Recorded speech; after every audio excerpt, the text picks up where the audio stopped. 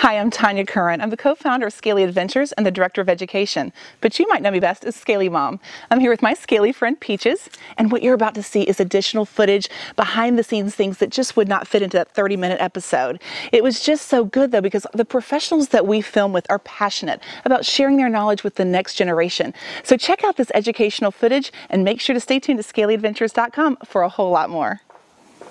So here we are backstage at Hymans, where we were wrapping up an episode that we did down here in Charleston, South Carolina, and I have a very unique opportunity. See, I've been coming here for over 20 years, and this is like an institution to me, and I'm getting a privilege to sit today, this Sunday, and talk to Eli Hyman, who is the owner of Hyman's Restaurant, and thank you so much for having us here on such a great day. It was really our pleasure. We love seeing you, and I loved hearing that you've been coming for so many years. I hope to be serving your son and his children, or my children will be serving his children one day, you know? Yeah, I agree. I agree. You know, and one of the reasons I wanted to sit down and talk with you a little bit off camera, and really just strictly for the YouTube side of our television show, I've always been moved by and you have 4 children, is it? I do. He has 4 children.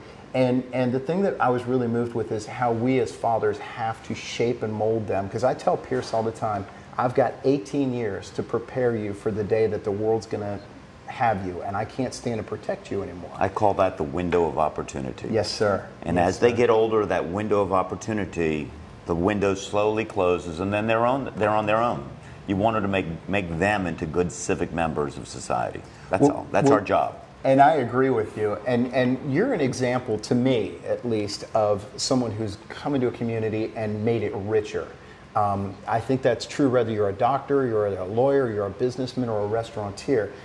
Hyman's to me has always been more than just a place that I can go and get a po' boy and an iced tea. It's, you walk in here, you feel better, you feel like, you know, you feel like people care about the food. There's a passion there that you just don't see, like if I go down the street to a chain restaurant. And I wanted to kind of find out how it is that you cultivated that. And obviously there was a father's hands, or several father's hands. Well, you know, first of all, my upbringing, there's a verse in the Jewish religion. It's called Tikkun Olam. It's called repairing of the world.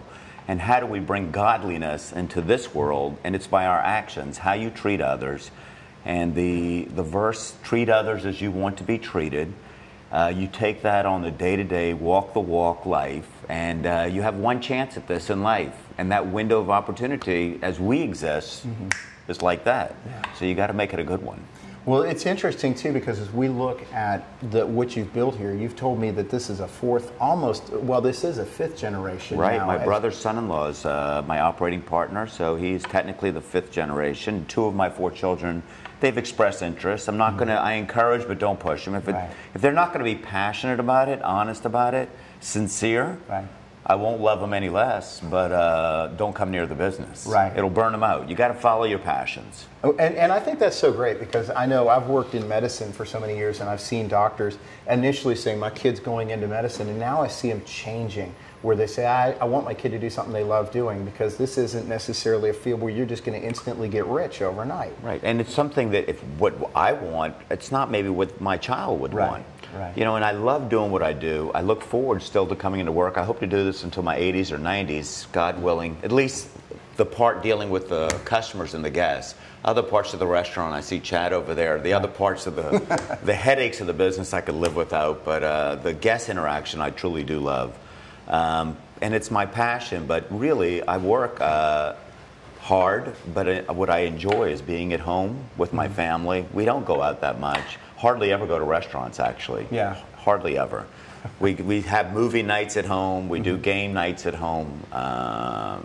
Hang around. I mean, we enjoy each other. And all the children like to be at home. As they age, 3 of my 4 children are over the age of 20, and they still are at home with me when they have the opportunity. They like coming at home. Yeah. I cook a lot. They like my food. I can see why. You know, I think what you were saying earlier that I overheard when I was setting up the cameras is so true. You go from being parent to mentor / guide / friend. And it's, I think in my own experience, it seems like, and my father passed away in 2007, so I don't have what your kids are getting. It seems like it's a great era because they've been rolled a little bit. They've lost that teenage, I know everything.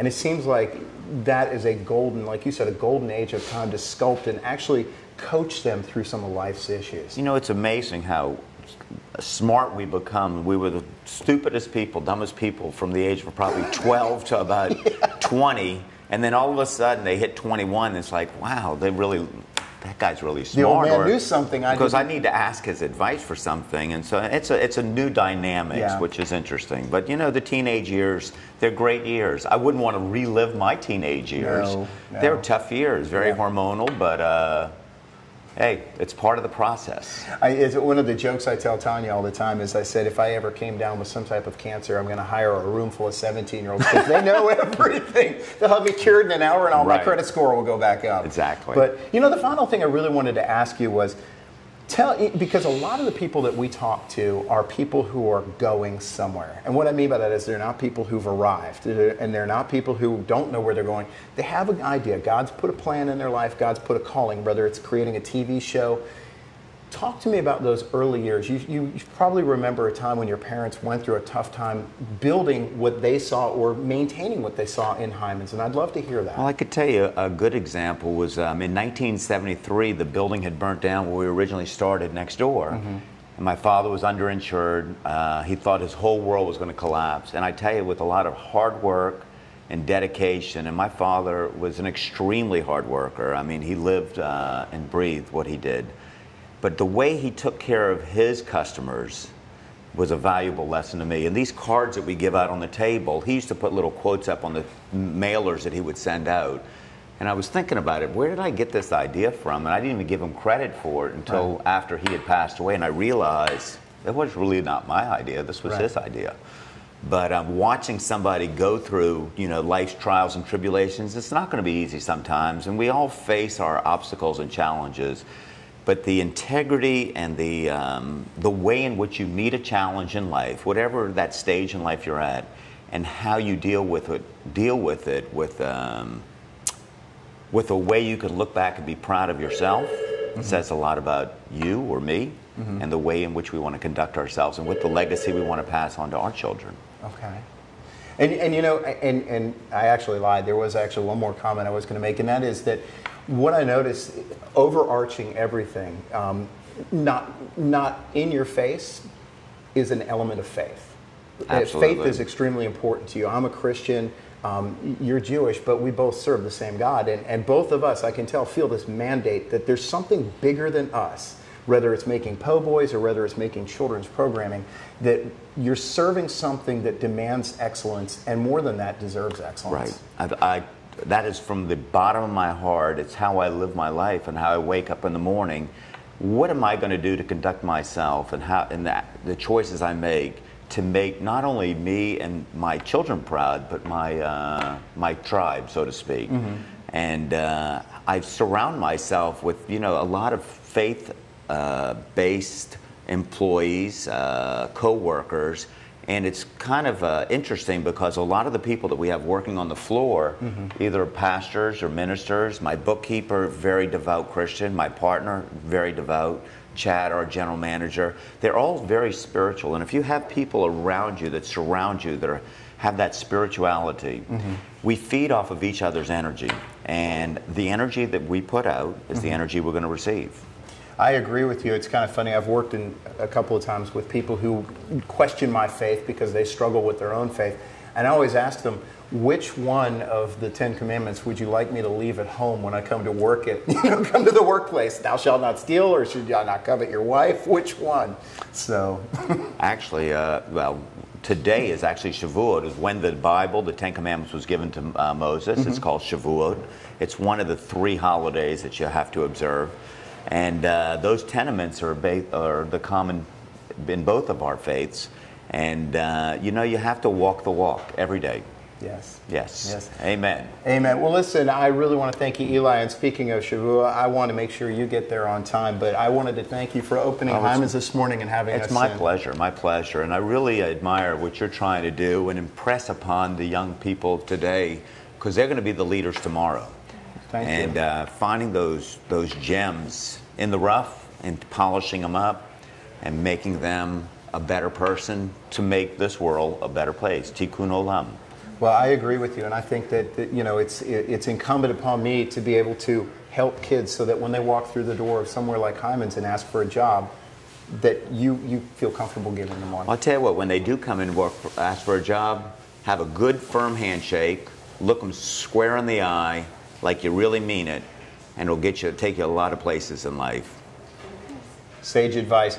Hey guys, if you're in Charleston, you really want to check out Hymans, check out the food, but more importantly, check out the attitude. You're really going to love this place, and don't forget to look for the Scaly Adventures That's plate. right. All right, guys, thanks a lot. We'll see you later. Thank you, Eli. Well, thank you for just being passionate about what you do. Thank you. Because we're kind of doing the same mission, and how you interact and how you deal with people on a day-to-day basis. You know, thousands of books have been written about the Bible and religion. And it's in the walk, right. not Totally. the talk. Totally. If people would act on Monday what they talk on Sunday, Totally. the world would be a better place. I agree. We have a young man that just started working for us. His name is Brian. And I just, if the whole world, we mentioned this, if the whole world was made up of Brians, and he is just light, he loves people, and you can feel it immediately. Yeah. And people say, is he really that nice? I said, you know what? He's nicer. He's sweeter. I don't think he's got a mean bone in his body. I mean, have you ever seen him anything but joyously happy? I mean, I don't know what kind of world we would live in if the whole world was Brian's. It would be in a little strange world, but it wouldn't be a bad thing. It would be a great thing. Yeah. And Ashley too. Look at Ashley. That's awesome. Ashley started working here, came here just part-time because he likes dealing with people, with public, and he works in the jewelry business. And he didn't have a lot of interaction, I assume, with what he was doing. That was, what, 6 years ago? 8 years ago. Wow. And he now just does this, not because he needs to, he wants to, because with how he treats customers, and Mike as well. I mean, Mike. The essence of the people that we have on the floor and in the back of the house, if they have the right attitude, it makes Chad's job, my job, Brad's job easy and enjoyable. If they don't have the right attitude, our day is long and arduous, and it's tough. Is it hard to find good people today? That's what we hear from a lot of people. It's so hard to find good people to work for you. Is that? What do you think, Chad? Not here? Well, it depends on your culture. If you have an excellent culture and you have some great people working for you, they'll attract those people. Cool. If you allow the other people to infiltrate the business, then they'll run off the good people. Right. Yeah. I call them, it's like almost like cancer cells in a body. If you have a nucleus of people with a negative attitude, it's going to spread throughout this entire body. This is like a working mechanism here. And if the culture is a positive attitude with the people that are working here, they care about what they're doing. Yes, they're here to make money, and we want them to make money. However, if they're here just to make money and not to take care of the guests, it's going to show immediately. Right. They're not going to last very long. Right. And y'all have always been like, if you, I think in your mind, one of your mottos, if you're unhappy, tell me, or because if you're happy, you will tell 10 people or something like that. If you like us, tell others. If not, please tell us. Please tell us, because you want to fix it. Right. Yeah. I love it. Now, it's a really great way to live. And that's what, amidst all the hard work, I wanted to pass that to Pearson. And that's why I'm excited that we can profile you guys. So thank you for saying that. Thank you so much for everything you do.